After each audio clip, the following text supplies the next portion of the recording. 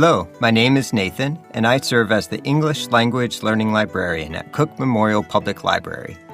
This year, the library is celebrating the 250th anniversary of the United States, centered on the theme, We the People. As part of this celebration, we are going to have a series of interviews called My American Journey to honor and share the stories of members of our community who were born outside of the United States. The purpose is to celebrate the rich variety of stories and backgrounds that contribute to who we are as we the people. Today, I will be interviewing Quinnie. Welcome, and thank you for being here. Thank you for having me. Tell us a bit about where you were born and what it was like growing up there. I was born in South Vietnam, in Ho Chi Minh City, also known as Saigon. I grew up with my grandmother, my parents, my two sisters, one older and one younger. So because this is kind of big city, the pace of life is very fast. And many people from smaller cities or provinces came there to find a job or build a better life. So it has become more and more crowded and busy. And one thing I love about growing up in Vietnam was the food. So there are so many delicious food in Vietnam, and we could easily find the street food everywhere at any time for breakfast, for lunch, or dinner. Tell us a bit about what your family was like and what are your strongest childhood memories. I think my parents is a typical Asian parents. So they are very supportive and really encourage me and also my sister to study hard.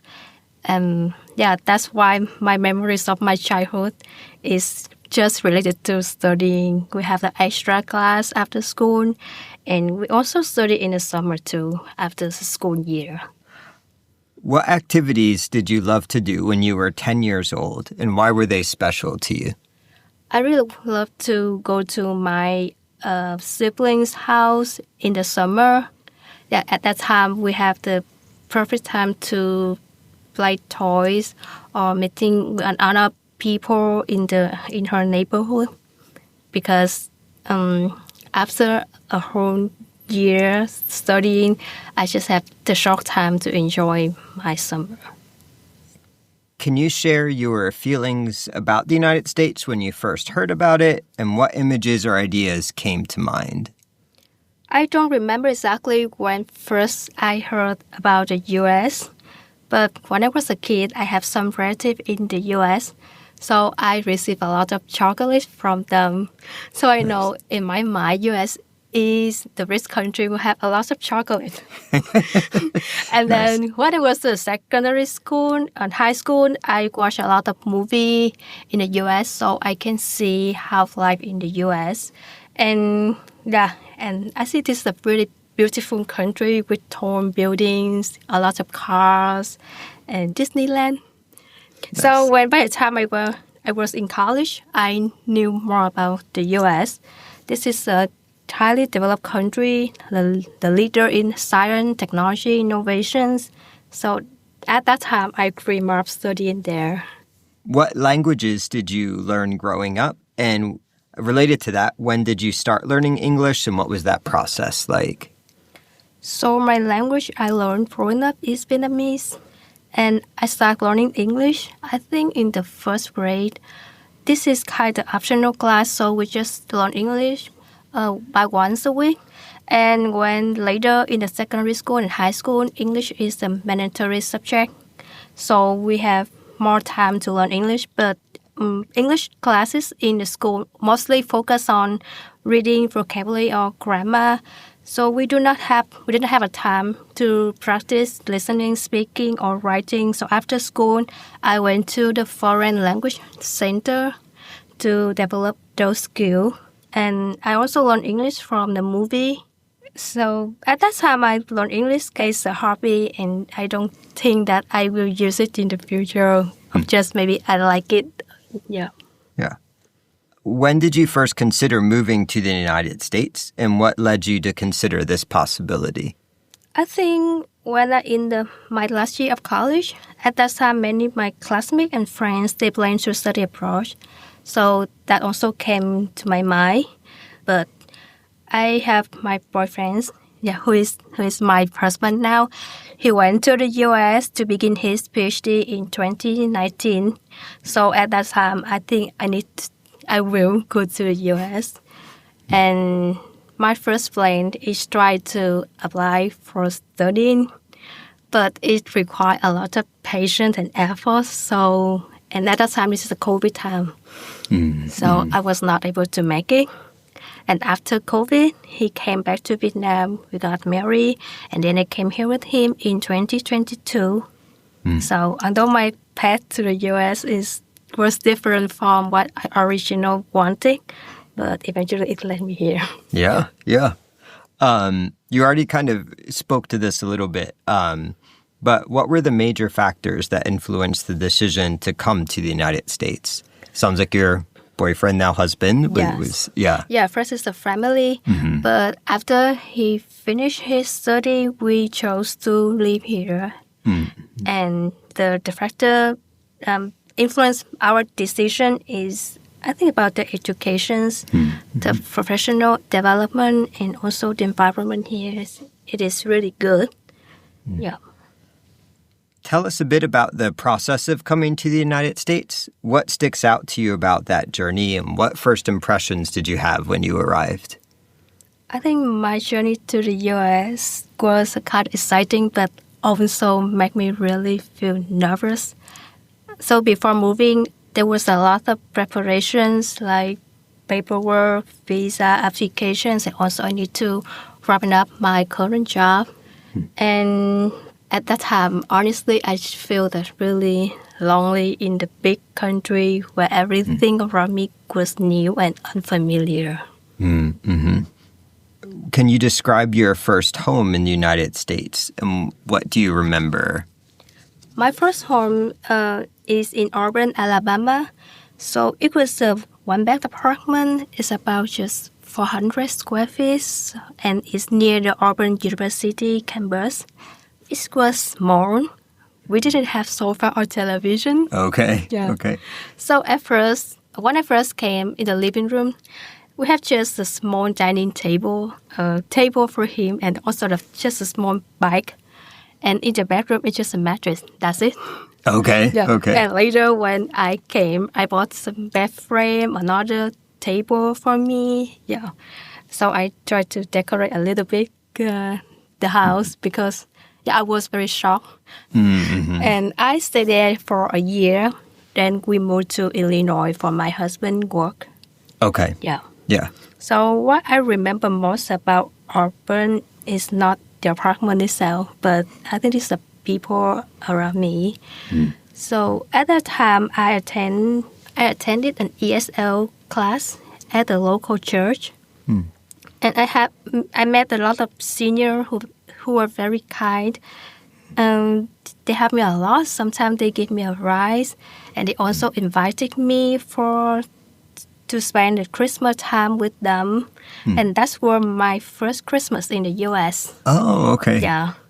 I also became close friend with one family. This is a Vietnamese American family. They live there, and over time, we became like a sibling in the family. Yeah. So when I think about the Auburn, I remember most is about the people who were very supported me when I just come to the new country. You mentioned that you then went from Alabama to Illinois into the Chicagoland area. What was that process like? I think I just prepared about 2 weeks to move. And because we did not have much in the first house, so the move was kind of easy for me. We just parked clothes and necessary things into the box or suitcase and then put it into the car, just one car. Oh, wow, okay. Yeah. So thinking more now like big picture, what are some of the major differences between where you grew up and where you live now? There are many differences between where I grew up and where I live now. So first, it is about transportation. Yeah, so in Vietnam, most people drive motorbikes. But in the U.S., we drive cars. So this is the first challenge because I need to learn how to ride car. Oh, okay. Yeah, I don't know how to ride before that. Yeah. So second, I think it's about the people population. Although there are foreigners in Vietnam, most we are Vietnamese, so we share the same culture. But in the U.S., people from many countries around the world, and when they came here, they brought their country's traditions and also foods. And I think this diversity is one of the things that make the U.S. unique. Yeah. And finally, this is the environment. And about the weather here in the summer is much comfortable, but the winter is really, really colder. Yes, I imagine. Yeah, because Vietnam is a tropical country, and I live in the south of Vietnam, so the weather is hot all round year. Okay. On year round, yes. So that is a major difference between the two places. Yeah. Oh, that's great. Thanks for sharing. What surprised you about life in the United States? One thing that surprised me about life in the U.S. is how family-oriented it is. Before coming there, I think this is a developed country, so I think that people just focus on individual success, their career, not family. But I noticed that people spend a lot of time with their families after work or also on other weekends.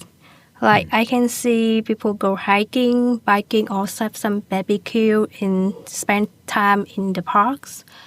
And also, what had impressed is that the community also support for family activities because they're not only parks, they have a playground, library, and recreational program that designed for families and children.